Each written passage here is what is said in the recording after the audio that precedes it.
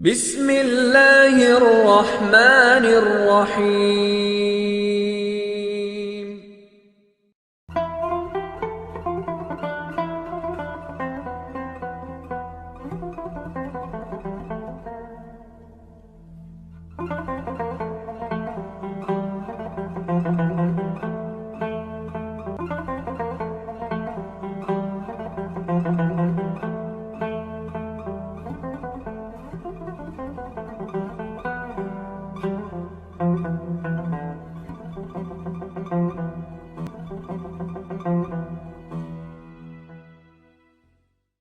اعوذ باللہ من الشیطان اللعین الرجیم، بسم اللہ الرحمن الرحیم، الحمد للہ رب العالمین، وصلی اللہ علی محمد وآلہ الطیبین الطاہرین، اللہم صلی علی محمد وآل محمد وعجل فرجہم، ولا سیما بقیت اللہ فی الارضین، واللعنة الدائمة على أعدائهم أجمعين.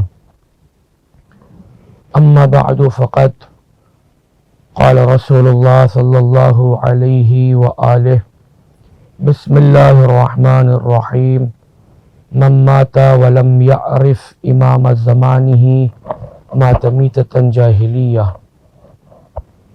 بسم الله الرحمن الرحيم، اللهم كل وليك الحجة ابن الحسن صلواتك عليه وعلى آبائه في هذه الساعة وفي كل ساعة وليا وحافظا وقائدا وناصرا ودليلا وعينا حتى تسكنه أرضك طوعا وتمتعه فيها طويلا.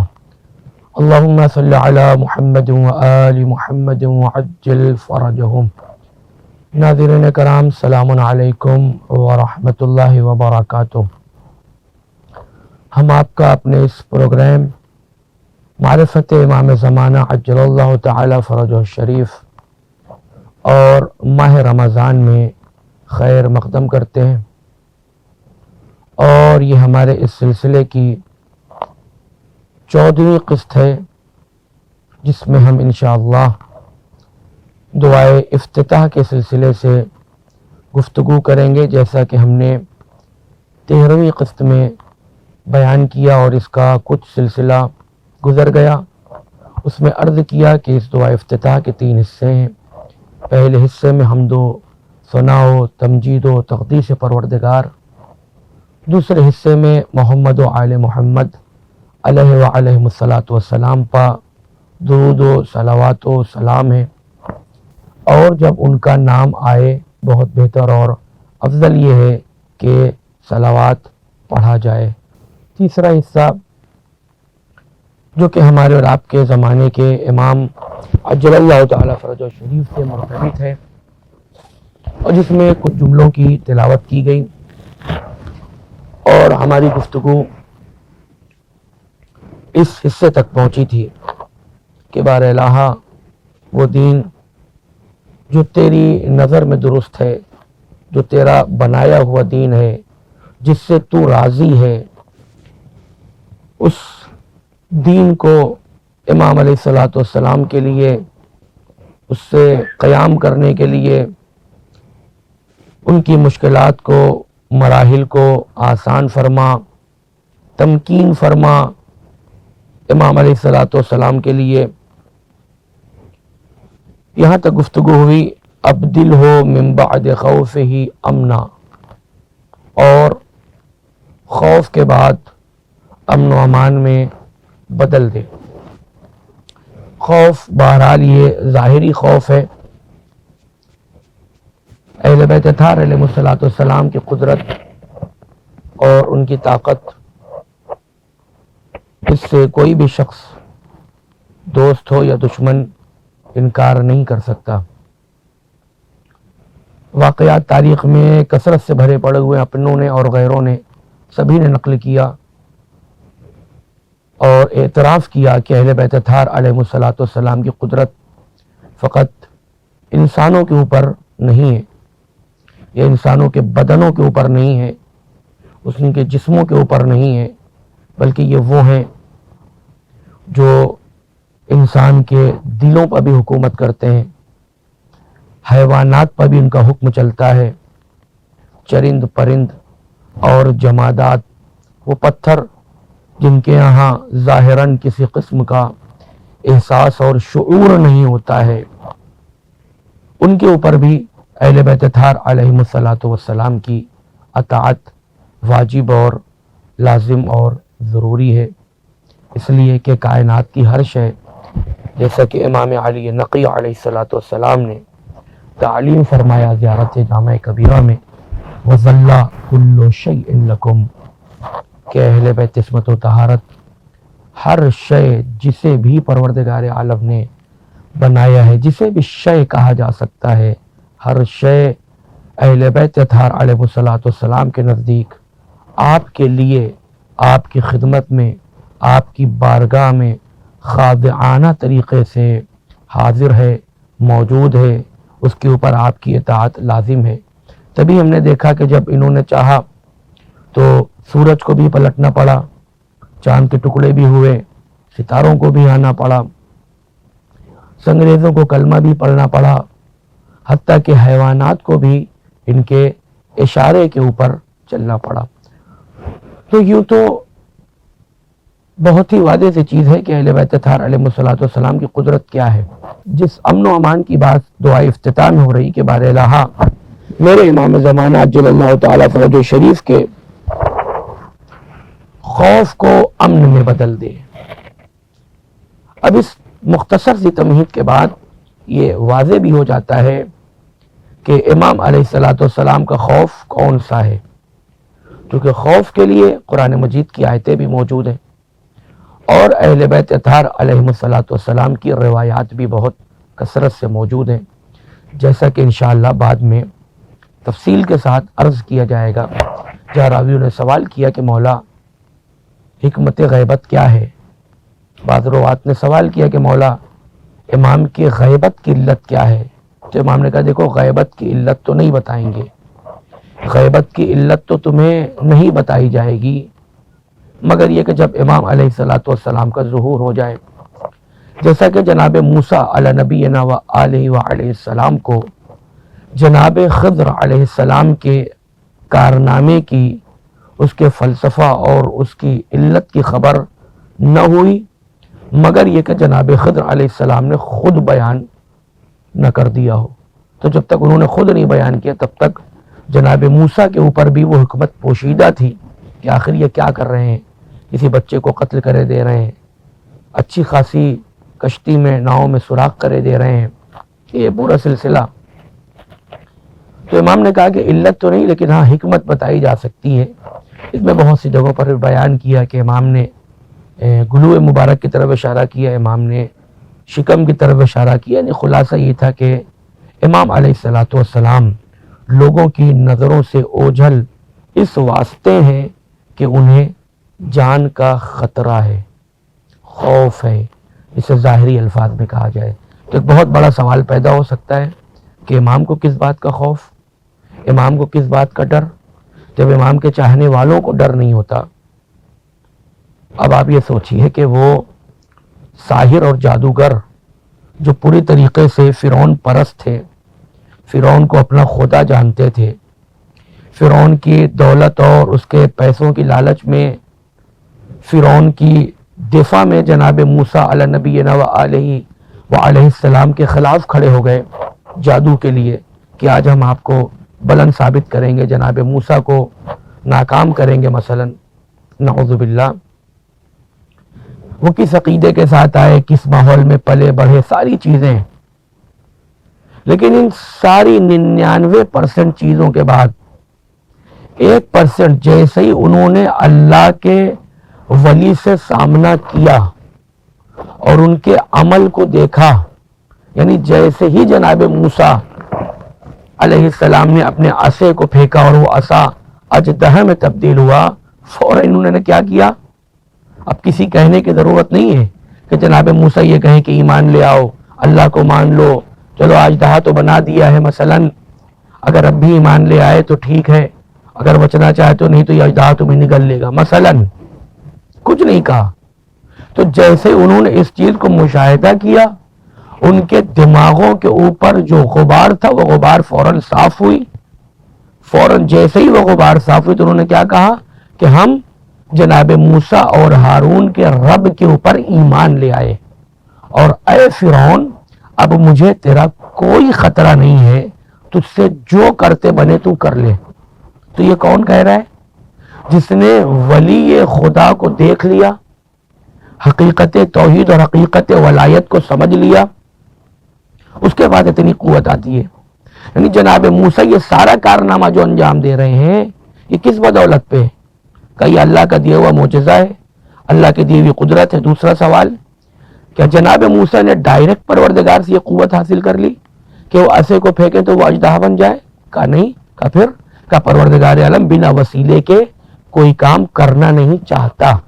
کرنا چاہے تو کچھ بھی کر سکتا ہے، قادر مطلق ہے، وہ کسی کا محتاج نہیں ہے. لیکن اس نے قانون بنا دیا، اس نے قانون بنا دیا کہ میرے طرف سے جانے والی کوئی بھی چیز میرے بندوں تک، میرے مخلوق تک، چاہے وہ انسان یا جنات ہو، چاہے وہ فرشتہ اور نبی اور رسول اور اولو العزم ہو، ان کے لیے ایک وسیلے کی ضرورت ہے، اور اسی وسیلہ اور ذریعے کا نام محمد و آل محمد علیہ وآلہ السلام ہے.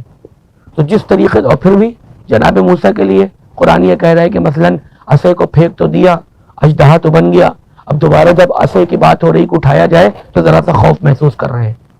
تو یہ بھی سمجھ میں آتا ہے کہ جناب موسیٰ علی نبینا و آلہ علیہ السلام کے جو قدرت اور جو ان کا پاور تھا وہ مطلق نہیں تھا، اس طریقے کا خوف ظاہر کر رہے ہیں. بہرحال تو یہ جو قدرت ہے، یہ جو امن و امان ہے، یہ کس کے ذریعے سے؟ اہل بیت علیہ السلام کے ذریعے سے. چونکہ پروردگار عالم نے امن و امان کا مرکز، امن و امان کا معدن اہل بیت علیہ السلام کو قرار دیا ہے. واحد امن و امان یہ ہے، یعنی دنیا میں خدا کی کسی بھی مخلوق کو اگر امن و امان چاہیے تو فقط اور فقط اہل بیت علیہ السلام عطا کریں گے، ہاں باذن پروردگار. یہ اور بات ہے کہ وہ اہل بیت علیہ السلام کو جانتا ہو یا نہ جانتا ہو، کیونکہ دنیا میں جتنے لوگ ہیں جو خدا کے رزق سے فائدہ اٹھا رہے ہیں، بت پرست ہیں، لامذہب ہیں، دہریہ ہیں، خدا کو نہیں جانتے، خدا کو نہیں مانتے، خدا کا انکار کرتے ہیں، اس کے بعد بھی جی رہے ہیں، دولت بھی ان کے پاس، سانسیں بھی چل رہی ہیں، اولاد بھی ہیں، آسائش کی زندگی ہے. تو کیا ان کو یہ ساری چیزیں بتوں سے مل رہی ہیں؟ ان کی یہ ساری چیزیں کوئی اور طاقت عطا کری؟ کا کچھ نہیں، سب کو دینے والا خدا ہے. تو جیسے مومنین کے لیے پروردگار وسیلہ محمد و آل محمد کو بنائے ہوئے ہے، ویسے ہی منافقین اور کافرین اور مشرکین اور ملحدین، یہ جتنے ہیں مخلوق خدا، سب کے لیے وسیلہ اہل بیت علیہ السلام ہے. تو میں نے عرض کیا کہ چاہے ان کو پتہ ہو کہ اہل بیت علیہ السلام سے ہمیں امان مل رہی ہے یا پتہ نہ ہو، لیکن امن و امان کا معدن اور محور و مرکز اہل بیت علیہ السلام ہے. تو اب پھر یہ کون سی بات ہو گئی کہ امام زمانہ عجل اللہ تعالیٰ فروجہ شریف خوف کی وجہ سے ظاہر نہیں ہو رہے ہیں؟ ڈر ہے امام زمانہ عجل اللہ تعالیٰ فروجہ شریف کو، نعوذ باللہ. تو کوئی انسان، چونکہ روایات اس طریقے کی بہت زیادہ ہیں، ہو سکتا ہے کوئی یہ نظریہ بنا لے کہ اہل بیت علیہ السلام بھی ڈرتے ہیں، ان کے یہاں بھی خوف ہے، ان کے یہاں بھی اس طریقے کی چیزیں ہیں جس کی وجہ سے وہ چھپے ہوئے، مثلا نستجیر باللہ. جیسا کہ بعض لوگوں نے اس طریقے کی حدیثوں کو دیکھنے کے بعد نظریہ قائم بھی کر لیا. ٹھیک ہے، وہ اپنے نظریے کے جواب میں ہمیں اس طریقے کی 20 روایت رکھ سکتے ہیں ہمارے سامنے کہ یہ دیکھیے میری دلیل یہ ہے. تو مسئلہ یہ نہیں کہ صرف آپ روایت پیش کر دیں. بار بار اس مسئلے کو عرض کر رہا ہوں کہ روایت کے ساتھ سب سے اہم چیز ہے درایت، روایت کو سمجھنا. یعنی اہل بیت علیہ السلام کی حدیث ہے تو ہم سمجھیں گے بھی انہی سے، نہیں یہ کہ حدیث اہل بیت علیہ السلام کی ہے اور ہم سمجھنے چلے مثلا غزالی سے، ابو حامد سے، ابن عربی سے، فلا فلا فلا، یہ پوری ایک لمبی چوڑی داستان ہے، ان سے نہیں سمجھ سکتے اہل بیت علیہ السلام کا کلام. اہل بیت علیہ السلام کے کلام کو سمجھانے کے لیے یا تو اہل بیت علیہ السلام کی احادیث یا قرآن مجید، تیسری کوئی چیز نہیں ہے جو اہل بیت علیہ السلام کی حدیث کو سمجھا سکے، یعنی یہ بتا سکے کہ اہل بیت علیہ السلام کی مراد کیا ہے، ان کا مقصود کیا ہے. تو وہ یہ دلیلیں پیش کر سکتا ہے نظریات کے طور پہ، لیکن وہ نظریہ غلط ہوگا، چونکہ امام کے ہاں خوف کا کوئی معنی نہیں ہو سکتا۔ دوسروں کسی بھی مخلوق خدا کے ہاں اگر خوف ہو تو ان کو خوف سے نکال کے امن و امان میں پہنچانے والی ذات کا نام ہے امام معصوم۔ ہاں پروردگار کے ذریعے سے پروردگار عالم نے ان کو معدن بنایا، یہ اللہ کی مرضی ہے۔ جس کو اعتراض ہو وہ اللہ سے پوچھے کہ بارہ انہی کو کیوں بنا دیا، کیونکہ ڈائریکٹ پروردگار کو کوئی کام نہیں کرنا ہے۔ تو یہ انشاءاللہ جواب کچھ حد تک واضح ہوا ہوگا، اور بھی اس کے جوابات بہت ہی تفصیلی ہیں۔ انشاءاللہ جب علت غیبت پہ گفتگو کریں گے تو وہاں کوشش کریں گے اور بھی 3-4 جواب اس کے عرض کریں گے۔ تو اب یہ خوف کیا ہے، کیا مطلب ہے کہ اس خوف سے مراد ہے ظاہری خوف، ٹھیک؟ مثلا کیا یہ طاقت جو امام زمانہ اجل اللہ تعالی فرجہ الشریف کے پاس ہے، یہ طاقت محمد رسول اللہ صلی اللہ علیہ وآلہ کے پاس نہیں تھی کہ وہ شب ہجرت ان منافقین کے اور اس طریقے کے لوگوں سے بچ کر کے ان کے خوف سے غار کی طرف گئے، اور کسی کو لے کے گئے اسی خوف سے لے کے گئے کہ مثلا اگر اس کو چھوڑ دیا جائے تو یہ کہیں مثلا بتا نہ دے کہ کہاں پہ گئے ہیں، بہت سی ساری چیزیں۔ تو یہ کیا خوف، نبی کیوں ڈر رہے ہیں؟ نستجیر باللہ، کیا نبی ڈر سکتے؟ نہ، کیونکہ جو 13 معصومین علیہ الصلوۃ والسلام کے پاس قدرت اور طاقت ہے وہ نبی سے ہے، چونکہ یہ 13 نبی سے ہیں تو 13 کے پاس جتنے کمالات ہیں وہ نبی سے ہیں۔ اور یہ بھی میری بہت بڑی مجبوری ہے یہ عرض کرنا، اور ہم پروردگار عالم کی بارگاہ میں استغفار کرتے ہیں کہ ہمیں اس طریقے سے الگ الگ کر کے کہنا پڑ رہا ہے کہ 13 کے پاس جو ہے وہ نبی کی وجہ سے ہے، چونکہ یہ مسئلہ تو ایک شیعہ کے لیے کم سے کم انڈرسٹوڈ ہونا چاہیے، اس کو کہنے کی ضرورت نہیں ہے، کیونکہ جب یہ پہلے ہی نبی کہہ چکے کہ میرا پہلا بھی، میرا اوسط بھی، میرا آخر بھی، کل کے کل سب محمد ہیں صلی اللہ علیہ وآلہ۔ تو یہ چونکہ لوگ، بعض ہمارے ممبر پہ جانے والے لوگ، بعض ہمارے طریقے کے لوگ جو اس لباس سے ملبس ہو گئے اور اس کے بعد سوچتے ہیں کہ جب ہم ممبر پہ بیٹھ گئے، جب ہم نے کچھ کتابوں کو پڑھ لیا، جب ہم نے اس طریقے کے لباس کو پہن لیا تو اب ہم جو چاہے بولے، ہمیں کوئی روکنے والا نہیں ہے، کوئی ٹوکنے والا نہیں۔ اور قوم نے بھی سوال کرنا چھوڑ دیا، قوم نے ٹوکنا چھوڑ دیا، جس کی وجہ سے لوگوں کی جرات بڑھ گئی، کوئی پتہ نہیں کیا کیا کہتے چلے جا رہے ہیں، اہل بیت علیہ السلام کی عصمت پہ حرف اٹھا رہے ہیں، اہل بیت علیہ السلام کے علم پہ حرف اٹھا رہے ہیں، اہل بیت علیہ السلام کی ماؤں کے اوپر حرف اٹھا رہے ہیں، نستجیر باللہ۔ یعنی آپ کی اتنی جرات ہے کہ آپ لفظ کنیز سے یاد کریں، نستجیر باللہ، جو یعنی کائنات کی ساری عورتوں کی سردار ہو۔ ٹھیک ہے، وہ ایک سلسلہ پروردگار نے رکھا ہے، وہ ایک سسٹم ہے۔ یعنی آپ یہ دیکھیں کہ ایک عورت ہے جو بہت مہذب ہے، بہترین خاندان کی ہے، اور اس سے بھی بہتر کون ہے؟ جو سادات گھرانے کی وہ سیدانی ہو۔ تو پروردگار کے اوپر سیدھا سیدھا اشکال ہو جائے گا۔ کسی کم ظرف عورت، خاتون جو غریبی میں پلی بڑی مثلا، البتہ غربت بری چیز نہیں ہے، غلط ماحول میں غلط جگہ کے اوپر کنیز بن کے رہی، غیروں کے ساتھ پتہ نہیں کیسے کیسے کس طریقے سے لوگوں کے گزر کے آئی، اور پھر پروردگار عالم اپنی اس حجت کو جو پروردگار عالم کی مخلوقات میں سب سے افضل ہے، لہذا سب سے افضل راستے سے اس کو اس دنیا میں بھیجے گا۔ سرکار دو عالم صلی اللہ علیہ وآلہ اور ائمہ معصومین علیہ السلام نے ہمیشہ یہی فرمایا کہ ہمیں پروردگار عالم نے وہاں سب سے پہلے پیدا کیا، اس دنیا میں بھی جب ہمیں بھیجا تو ایسے نہیں کسی ایرے غیرے کے صلب اور اس کے رحم سے، نہ، اصلاب طاہرہ اور ارحام مطہرات کے ذریعے سے بھیجا ہے۔ یعنی ہماری مائیں بھی پاک ہیں، پاک و پاکیزہ ہیں، بلکہ ہماری ماں پاک نہیں ہے، بلکہ ہماری ماں اور ان کا یہ جو سلسلہ ہے یہ دوسرے خواتین اور دوسرے لوگوں کی پاکیزگی کی سند ہیں۔ یہ ابھی سوچے کہ عقل میں آنے والی چیز ہے۔ ہاں ایک کوئی مومن ہے، کوئی ایک شیعہ ہے، ہو سکتا ہے کسی کافر کے بطن سے پیدا ہو جائے، وہ ایک الگ معاملہ ہے، وہ ایک دوسری چیز ہے، وہ سسٹم ہے پروردگار کا۔ لیکن پروردگار عالم نے اپنی حجت کے بھیجنے کا جو انتظام کیا بالکل صاف ہے، کہیں سے شرک کا، کہیں سے کفر کا، کہیں سے شک کا، کہیں سے الحاد کا، کہیں سے گناہوں کا کوئی تصور نہیں ہے۔ یہ وہ عظیم ہستیاں ہیں۔ اگر آپ یہ سارے واقعات کو پڑھیں، مولا کائنات علیہ السلام کی ولادت کے سلسلے کو پڑھیں، امام حسن عسکری علیہ السلام، امام زمانہ اجل اللہ تعالیٰ فرج شریف، چونکہ یہاں پر بھی لوگوں نے اس طریقے کی پروردگار مجھے معاف کرے حماقت سے کام لیا ہے کہ یہ لفظ استعمال کی ہیں، اور یہ کہیں نہ کہیں ہمارا اور آپ کا امتحان ہے یہ کہ ہم یہاں پر آ کر کے کون سی لفظ استعمال کر رہے ہیں، اور اس کے بنیاد پر ہم اپنے ایمان سے دور ہو کے ہو سکتا ہے کہ کافر بھی ہو جائے، مشرک بھی ہو جائے، اس ولایت کے دائرے سے باہر ہو جائے۔ بہرحال تو یہ عظیم ہستیاں ہیں، یہ مقدس ہستیاں ہیں، تو انسان اس طریقے کا تصور ان کے لیے نہیں کر سکتا ہے۔ تو سوال یہیں سے اٹھا تھا، تو کیا رسول اللہ صلی اللہ علیہ وآلہ ان کے پاس یہ قدرت نہیں تھی، طاقت نہیں تھی؟ وہ کیوں شب ہجرت چلے گئے؟ وہ کیوں مکے سے مدینہ چلے آئے؟ وہ کیوں فلا جنگوں میں اس طریقے کے جتنے سارے چیزیں ہوئیں، اس ظاہراً خوف دکھ رہا ہے، کیا نبی ڈر رہے تھے؟ استغفر باللہ، ناممکن ہے۔ ٹھیک ہے کوئی اہل بیت علیہ الصلوۃ والسلام کے لیے کہہ دے یا کہتا ہے، لیکن کیا نبی صلی اللہ علیہ وآلہ کے لیے کوئی کہے گا؟ نہیں کہے گا۔ لیکن پھر بھی وہ چیز ہے، مولا کائنات علیہ الصلوۃ والسلام کے لیے ظاہراً دکھی، امام حسن علیہ الصلوۃ والسلام کے لیے ظاہراً دکھی، حتیٰ کہ خود امام حسین علیہ الصلوۃ والسلام کے لیے دکھی۔ کربلا کا ایک دوسرا معاملہ ہے، اس سے پہلے کے سارے حالات کو دیکھیں۔